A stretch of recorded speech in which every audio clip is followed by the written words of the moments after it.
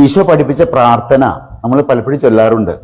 പക്ഷെ എന്തുമാത്രം ചിന്തിച്ചിട്ടാണ് നമ്മൾ പ്രാർത്ഥന ചെല്ലുന്നതെന്ന് ചിന്തിക്കുന്ന നല്ലതാ.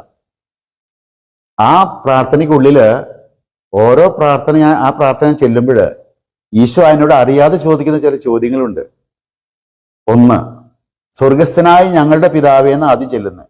ഞങ്ങളുടെ പിതാവേ എന്ന് പറയുമ്പോൾ ഞങ്ങളുടെ അപ്പ എന്ന്, ദൈവത്തെ ഞങ്ങളുടെ അപ്പ എന്ന് പറയുമ്പോൾ ഞങ്ങളെല്ലാവരും സഹോദരി സഹോദരന്മാരാണെന്നുള്ള ഉറച്ച ബോധ്യം എനിക്കുണ്ടോ എന്ന് ഈശോനോട് ചോദിക്കുന്നുണ്ട് ഒരു ചോദ്യം.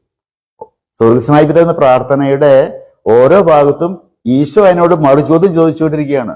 തുടങ്ങുമ്പോൾ തന്നെ സ്വർഗസ്ഥനായ ഞങ്ങളുടെ പിതാവേ എന്ന് പറയുമ്പോൾ, എടാ നീ ഞങ്ങളുടെ പിതാവേ എന്ന് പറഞ്ഞു.